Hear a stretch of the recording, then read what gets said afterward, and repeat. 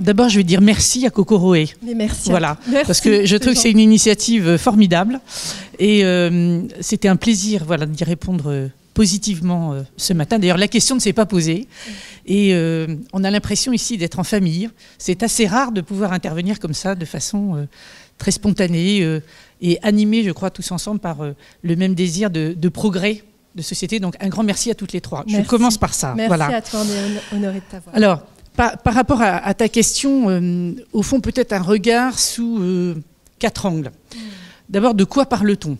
Alors, quelques chiffres pour essayer de factualiser nos enjeux, et des chiffres qui doivent nous interpeller, et des chiffres surtout qui contribuent au fait de se dire qu'il faut qu'on tous on se mette en mouvement.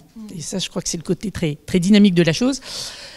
On voit que 2/3 des salariés considèrent que leur métier, en raison des impacts technologiques qu'ils subissent, vont profondément évoluer, et ceci à un rythme à minima tous les 5 ans, c'est-à-dire extrêmement rapide. On voit que, dans les études qui paraissent, que près de 80% des emplois de 2030 n'existent pas aujourd'hui. Donc ce qui est quand même, je dirais, tout à fait interpellant et encore une fois, doit à la fois nous faire réfléchir. Il ne faut pas que ce soit anxiogène, donc c'est la limite de l'exercice, mais en tous les cas, ça nécessite de se mettre en mouvement. Donc ça, c'est un peu le constat. Le deuxième point que je voudrais partager avec vous, c'est que ces expertises, en fait, dont on parle, data, IA, cloud, cybersécurité, virtualisation des réseaux, elles présentent, selon moi, peut-être 3 caractéristiques. D'abord, la première, c'est d'être effectivement incontournable, on vient de le voir, incontournable. Mais en même temps, elles ont la caractéristique peut-être d'être périssables, je ne sais pas si c'est le terme qui convient, et surtout de ne pas se suffire à elles-mêmes. Voilà. Et donc périssable, pourquoi? Parce que ce qu'on observe, c'est que le délai entre le moment de l'acquisition de la connaissance et de l'expertise et de son obsolescence, en réalité, n'a jamais été aussi court. Et de ce fait, nous contraint en permanence à devoir réactualiser nos expertises et nos compétences. Et donc ça, Olivier en parlait à l'instant, avec un formidable défi, un formidable enjeu en termes de formation. Et puis moi, j'ai la conviction, et je sais qu'Angie le partage, parce qu'on travaille souvent ensemble, que ces expertises technologiques pourront faire un véritable levier de performance, et de performance pas seulement d'entreprise, de performance sociétale, de performance de bien-être dans l'entreprise aussi, elles doivent absolument être conjuguées avec ce qu'on appelle dans notre jargon, mais je sais que j'ai affaire à des initiés dans la salle, aux soft skills, c'est-à-dire à ces compétences et postures comportementales qui font que tous ensemble, on en fera un véritable levier de performance. Donc ça, c'est une conviction très profonde sur ce deuxième aspect des expertises. Je pense que le troisième regard qu'on peut porter, c'est que dans tout cela, la diversité est une source infinie de richesse. La diversité est une source infinie de richesse, j'en ai la conviction absolument profonde. Alors forcément, je vais parler de la mixité. Ça me semble d'une évidence, pardon messieurs, mais la mixité, on est tous ensemble. Moi, ce qui me frappe, c'est que quand on regarde les diplômés de l'enseignement supérieur, on voit qu'il y a une majorité très significative de jeunes femmes, largement au-delà de 50%. Quand on fait le même exercice sur les emplois du numérique, on descend à un quart, encore je suis généreuse. Quand on regarde les métiers techniques, dont tu parlais Olivier à l'instant, c'est 15%. Donc on a un grand écart phénoménal qui doit absolument nous interpeller. Voilà. Et ça, chez Orange, alors là, je peux vous dire, c'est un sujet du quotidien qui est un véritable, pour nous, défi qu'on cherche à relever. On n'a pas la science exacte, la solution miracle, mais je crois qu'il faut pleinement avoir conscience de ça parce que ces expertises, le monde de demain, pardonnez-moi, mais il ne sera pas fait que d'hommes ou que de femmes. Le monde de demain, il sera fait d'un équilibre, de diversité. On le voit d'ailleurs, par exemple, sur le sujet des algorithmes, où principalement, il y a plutôt des hommes qui sont à la manœuvre et que d'aucuns, voilà, on laisse à penser qu'il y a un peu de déformation des modèles par ce biais. Donc il faut qu'on soit particulièrement vigilant là-dessus. Et puis peut-être enfin, quatrième et dernier point qui est très rassurant au fond pour nous, c'est que plus que jamais, je crois, que les ressources humaines ont une place absolument fondamentale dans l'entreprise. Je lisais un article très, très intéressant il y a quelques jours qui disait que plus de la moitié des salariés en entreprise attendent que l'entreprise vienne vers eux pour s'occuper de leur développement. Et plus d'un quart, et semble-t-il, c'est un phénomène assez français, parce que les pourcentages ne sont pas les mêmes au niveau mondial, plus d'un quart en réalité n'ont pas vraiment d'idée précise de leurs besoins en formation. Au niveau mondial, c'est plutôt 15%. Donc vous voyez, on a un sujet quand même là-dessus. Et donc là, nous, évidemment, en fonction RH, on a un rôle, avec l'appui bien sûr des managers, on a un rôle absolument fondamental à jouer là-dessus. Donc tu vois, Raphaël, un peu, peut-être un regard rapide, mais en quatre angles sur ce sujet. Et justement, Valérie, tu en parlais, on se rend bien compte que le numérique est un formidable vecteur de croissance, mais également un catalyseur de fracture. Je crois qu'Orange, vous êtes assez actif sur le front de l'inclusion. Est-ce que tu peux nous parler des actions concrètes que vous menez ? Alors l'inclusion, d'ailleurs c'est pas pour rien qu'on a tout de suite répondu positivement à la matinée. L'inclusion c'est évidemment l'ADN d'Orange. C'est pas un sujet tout à coup qu'on a découvert parce que ça faisait bien d'en parler. Ça fait très très longtemps qu'on est extrêmement engagé. D'ailleurs, on revendique, et Stéphane Richard à la tête de l'entreprise, revendique un modèle de leadership engagé sur ces sujets-là. Sur les défis environnementaux, tu en as parlé, Olivier, à l'instant. On vient de sortir notre plan stratégique qui s'appelle Engage 2025. Et au fond, en fil conducteur, on a ce sujet de l'engagement sociétal, l'engagement environnemental. Il y a aussi, bien sûr, le sujet de l'inclusion, qui est un sujet qui nous tient vraiment à cœur. Quelques illustrations, peut-être. On le parlait à l'instant, il y a tout le volet des offres commerciales, c'est-à-dire rendre effectivement le numérique, l'accès au digital, plus facile, plus abordable. On a des expériences en Espagne, ça s'appelle Gigas Solidarios. En Afrique, on a des programmes pour effectivement avoir donner la possibilité d'acheter des smartphones à des prix tout à fait les plus bas possibles. En France, bien sûr, on est très actif là-dessus. Donc ça, c'est le volet offre commerciale.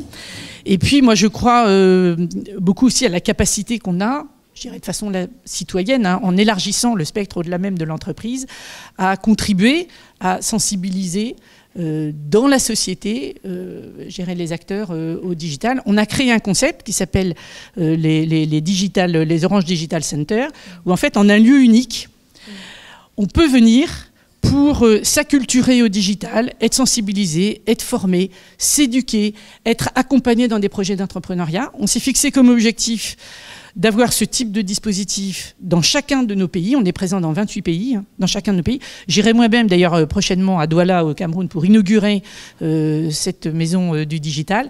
On va être effectivement très actifs aussi sur le territoire France là-dessus. Je suis convaincue que ces actions, elles sont tout à fait pertinentes. Et puis alors après, côté RH, l'inclusion, je vais presque dire que c'est notre quotidien. C'est un formidable levier. Ça passe par le développement des compétences. On en a là aussi largement parlé pour essayer au maximum de ne laisser personne au bord du chemin, révéler à chacun aussi son potentiel que parfois il ne connaît pas. C'est là où on a un rôle d'accompagnement très fort. Je pense que c'est un formidable levier évidemment d'égalité des chances, évidemment. Et puis je pense aussi, dernier point, que ça contribue aussi, nous, à faire lever un certain nombre de prérequis et à diversifier aussi nos viviers de recrutement. On a toujours tendance un peu à modéliser les parcours, les diplômes, etc. Bon, on a mené une expérience très, très intéressante. Là, il n'y a pas longtemps, on a monté une promotion avec Simplon,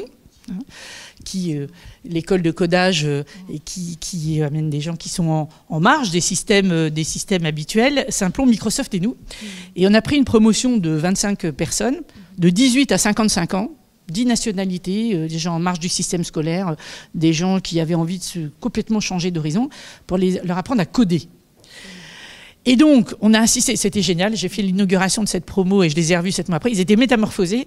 Maintenant, ils sont dans nos divisions avec une expérience opérationnelle. Évidemment, notre but derrière, c'est de les embaucher au maximum, mais ça a créé une espèce de dynamique collective d'une richesse absolue et je crois profondément vraiment à ce type d'initiative qu'on va bien sûr renforcer. Alors on en parlait en introduction, Orange c'est 150 000 personnes, c'est absolument énorme avec des profils qui sont très variés. Il y a aussi bien des gens qui bossent dans la data, dans le marketing, il y a des gens en boutique, il y a des techniciens maintenance, des agents de maintenance. Comment on fait pour embarquer 150 000 personnes dans la transfo numérique ? Bon, je vous rassure, je ne suis pas la fée magique. Oui, 148 000 personnes, 28 pays, on est tout à fait dans la même configuration que Engie. C'est énorme, c'est une richesse formidable.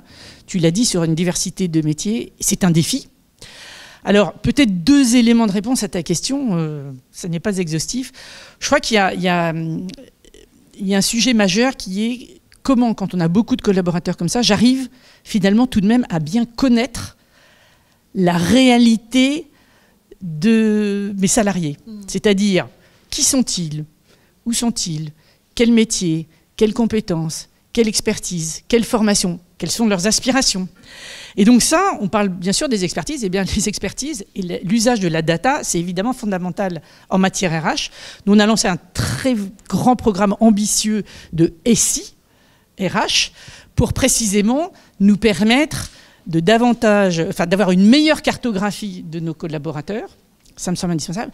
Travailler évidemment les sujets qu'on appelle dans le jargon de GPEC et de GSEC, gestion stratégique des emplois et des compétences, gestion prévisionnelle des emplois et des compétences. C'est fondamental pour savoir effectivement entre la situation d'aujourd'hui et nos ambitions stratégiques en termes de business, eh bien comment au plus fin je peux je dirais bien trouver effectivement la bonne mesure pour accompagner nos collaborateurs. Donc un sujet data ici, donc macro, et puis une fois que j'ai cette bonne connaissance, il faut que je sois en capacité, c'est là toute la richesse de ce job RH, de personnaliser au maximum la proposition d'accompagnement aux collaborateurs. Vous voyez, il y a des aspects très macro, et puis des aspects au plus fin de personnalisation, et je pense que c'est ça la clé, certainement, entre guillemets, de la réussite demain. Voilà. Alors, sur un plan plus personnel, on se rend compte qu'il y a de vraies inégalités aujourd'hui qui perdurent aussi bien en entreprise, mais au sein de la société. Et tu es l'une des rares femmes membres du COMEX au sein du CAC 40. Qu'est-ce qu'on pourrait faire ensemble pour que les choses changent enfin? Là, ça va être compliqué comme réponse. Alors, effectivement, nous, on est 14 membres du COMEX autour de Stéphane Richard, et sur les 14, nous sommes 5 femmes, ce qui est déjà très bien. Hein, ce qui est déjà très bien. On vise mieux toujours, hein, mais je crois que, d'abord, l'exemplarité vient du haut, toujours. Hein. Et donc voilà, c'est les 5 femmes que nous sommes, voilà, on a le devoir de distiller et d'essayer d'être exemplaires. Je crois aussi beaucoup à la vertu en ce domaine du dialogue social. Hein. Le dialogue social, la thématique de l'égalité professionnelle, c'est une thématique historique de dialogue social. Hein, et nous, chez Orange, on va débuter notre 6e négociation d'accord triennale sur l'égalité professionnelle. Ça donne, le fait de contractualiser avec les partenaires sociaux, donne de la visibilité aux engagements, nous impose un suivi, des plans d'action, et à ce côté, au fond, je dirais, de la contrainte de la négociation, ça crée une véritable opportunité et mise en visibilité, j'y crois beaucoup. On a cet été, alors on avait pris une initiative et on a réussi cet été à signer, je crois qu'on est la seule entreprise du CAC 40, le premier accord monde sur ce sujet-là, sur l'égalité professionnelle homme-femme, avec des géographies très variées, et donc un accord qui va donner du cadrage dans 28 pays, de la Jordanie à la République démocratique du Congo, à la Belgique, l'Espagne, la France. Donc vous voyez des cultures très différentes. Chaque pays, en fait, va mettre en œuvre par rapport à ses propres spécificités. Mais l'intérêt de cette démarche, c'est de créer effectivement un temps de dialogue sur ce sujet, un partage de l'état des lieux et de co-construire un plan d'action. Donc ça, je crois beaucoup à cette dynamique-là. Donc on est très actif sur ce domaine. Très bien. Et sur une dernière question, mais encore plus personnelle, est-ce que tu peux nous parler de ton histoire et ton parcours? Comment tu as fait pour être aujourd'hui la DRH d'Orange Group? Je ne sais pas vraiment, en fait. Moi, je crois pas que ça se construise, en fait. Les parcours, hein, c'est comme une route. Hein, pour aller d'un endroit à un autre, il y a de l'autoroute, il y a de la route nationale, il y a du chemin vicinal, il y a de la plaine, c'est de la ligne droite, il y a de la montagne, voilà. Moi, j'ai jamais rien construit. Je crois qu'on peut partager. Alors, je vais essayer de ne pas faire old school comme notre ami tout à l'heure, mais je crois modestement beaucoup à la vertu du travail. Il faut travailler. Vous voyez, c'est pas la clé magique, hein, ce que je vous dis. Travailler. Je crois qu'il faut avoir des convictions, jamais de certitude. La certitude est contre-productive, elle ne permet pas de s'avancer, elle ne permet pas d'accueillir le débat contradictoire, et je crois que ça fait régresser, ça ne fait pas progresser. Je crois que parfois, il faut savoir faire confiance aux autres. C'est-à-dire que, alors ça c'est peut-être bien féminin, je ne vais pas faire de... Voilà, mais souvent on dit, ça c'est pas pour moi, j'y arriverai pas. Alors moi je me le suis dit plusieurs fois, hein. Et puis finalement, il faut savoir lâcher prise, et quand on vient vous chercher, on peut aussi penser que la personne qui vient vous chercher, elle a peut-être de bonnes raisons de le faire. Et on peut aussi un peu lui faire confiance. Ça m'est arrivé plusieurs fois. Voilà, je crois qu'il faut toujours rechercher des équilibres. C'est ce que moi, personnellement, j'ai modestement... Je ne crois pas aux grands coups de braquet parce que, du coup, c'est toujours des choses qui sont faites au détriment d'autres. Moi, j'ai choisi un moment dans mon parcours, pendant 15 ans, enfin, j'ai un moment important, j'ai travaillé à temps partiel pendant 15 ans pour élever mes 3 enfants. Donc, vous voyez, j'espère que ça ne m'a pas trop nuit. Hein. Pourtant, on me l'avait dit à l'époque, donc j'ai tenu. Voilà, donc, et l'essentiel, c'est de rester authentique, d'être en phase avec ses valeurs, avec ses convictions. Moi, j'ai jamais été animée d'une ambition dévorante. Non, mais j'aime ce que je fais, j'essaie de le faire bien.